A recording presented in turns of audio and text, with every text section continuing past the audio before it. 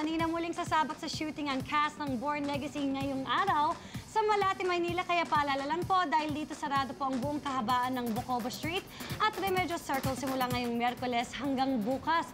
Pati na sa January 28 hanggang 30 at sa mga susunod na linggo naman.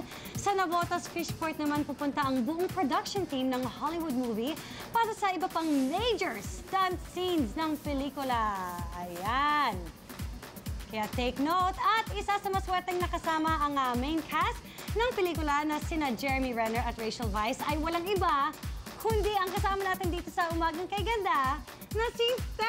Yes! Iya! Ang swerte mo naman, Fem! Naimbitahan Rubbing elbows mo. Rubbing elbows. Naimbitahan lang ako, of course, ng kaibigan natin si Crystal Bello. Okay. Nagpa-dinner yung kaibigan namin. So, talagang dinala namin sa isang Filipino restaurant sa Abe. And talagang interesado silang malaman yung culture at talagang kung ano bang lahi ng mga Pinoy at Pinay, bakit daw ganito mga itsura natin. Sana ba yung mga kinain ni Rachel Weisz? Hindi naman Si Rachel siya... tsaka si Jeremy, hindi sila nagda-diet. Sabi ko, ba kumakain ka ba ng kanin? In English, sabi rice talagang nag-enjoy sila.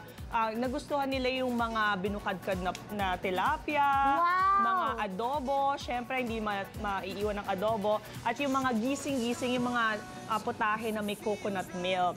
Ayan. So, hindi naman nila hinanap yung mga typical na American food. Talagang they were really open to trying what we have here in the Philippines. At nag-enjoy sila kasi napakaganda raw pala talaga ng Pilipinas. Nag-shoot nga sila sa yung mga ano natin, mga lugar na maliliit ang daan. Pero syempre may mga ibang lugar din silang nakikita. At pagkatapos nga noon, hanggang February pa sila dito. So, gusto nilang malaman kung ano pa yung pwedeng makita dito sa Pilipinas. At gusto ni Rachel, kasi si Jeremy nakapunta na raw siya sa Boracay. Nung dati pa niyang punta. Nung last week, nagpunta siya sa Boracay. Okay. Si Rachel nainggit ngayon. Si Rachel, ang gusto rin mag-Boracay. Okay. Pero so far, sa mga nakita nila, ano yung mga sinasabi nila tungkol sa Pilipinas? Magaganda pa ang sinasabi nila. Magaganda ang mga sinasabi nila. So talagang nag-e-enjoy sila sa shoot. At syempre, yung mga bata daw dito, talagang aliw na aliw sila sa mga bata. Talagang bakit daw, talagang kung saan-saan, ang dami-dami daw bata. Talagang pag nakita mo, they always have a smile on their face. Oh, buti naman at positive at maganda yung tingin nila sa Pilipinas. Yan. At mula naman sa Hollywood films, unti-unti na mga nakikilala sa ibang bansa, mga independent films ng mga Pinoy.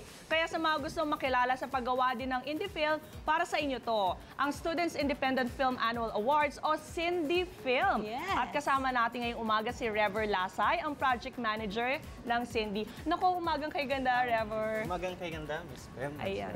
Miss Ian. First of all, ano po ba ang Cindy Film? Actually, yung Cindy Film o Student Independent Film Awards ay isa siyang national competition in partnership with DepEd, ABS-CBN, UP and other institutions. Open po sa lahat ng mga estudyante. Lahat po ng estudyante. Interest, nagdanais na sumali dito sa independent film. Okay. So ano po ba yung requirement para makasali? Gaano kahaba dapat yung film? Ito po ay open sa lahat ng high school students nationwide. At ito ay short films. So meron tayong 5 to 15 minutes lang. Meron tayong 4 na genre. Meron tayong kategorya. Yes. Ano yung mga yan? Short documentary, subject, animation, experimental, saka fiction. So doon sa 4 na genre, pwede silang pumili doon at isasubmit nila yon sa kanilang mga district and division offices ng DepEd. At yung deadline ng submission, actually tapos na, December 31. Tapos na, December 31, na-submit na nila sa kanilang mga school. So meron na ngayong selection mula sa district hanggang regional level. Ayan, ang mga finalists, ano ba yung mga talagang umungos? Ano yung mga kategoryang umungos? At sini-sini yung mga finalists? Actually, nasa stage pa ngayon, hanggang 31 kasi ng January yung selection. So lahat ng regions, 17 regions, meron silang kanya-kanyang pambato eh. So pipiliin natin ang tig-isang genre, so 4 per region. So we have 68 finalists nationwide. Okay. At kailan ba natin malalaman kung sino ang magwawagi? Meron tayong i-announce ngayong 31.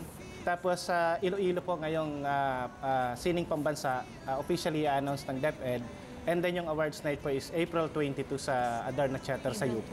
Abangan natin yan. Kaya para dun sa mga sumali, good luck sa inyo! Yes, maraming salamat, Trevor, at susuportan natin ang proyektong yan. Maraming salamat. At mamaya, smart casual look na Chinese-inspired. Yan ang forma ni John Lloyd na ilarampan natin sa pagbabalik ng Umagang kay ganda! Mga Habang namamasukan bilang factory worker si Lenny Ladines ng Indang Cavite, pinasok din niya ang pagiging dealer ng direct selling para magkaroon ng dagdag na kita at matustusan ang pangailangan ng pamilya. Ang direct selling, malaki po ang naitutulong nito sa atin. Wala po tayong malaking puhunan pero malaki po ang ating income, depende po sa ating sipag at tiyaga. Sa katumbas lang na halaga ng isang brochure, naumpisahan ni Lenny ang negosyo. Sinikap din niyang mapalago ang negosyo sa tulong ng asawa hanggang sa maging authorized business center ng mga cosmetics at magkaroon ng 2 pwesto. At dahil patok sa kanilang mga kliyente ang mga iniaalok na produkto, naranasan niyang kumita ng 10,000 piso o higit pa kada linggo. At direct selling din ang nagbigay ng oportunidad para matupad ang kanilang mga pangarap. Meron na po kaming bahay kahit hindi pa po tapos at meron na rin po kaming nabiling kaprasong lote, sasakyan at nakakapag-aral din po ang mga anak ko. Sa pagnenegosyo, dapat samahan ng kasipagan, maging matyaga at higit sa lahat, kailangan ng lakas ng loob para umasenso.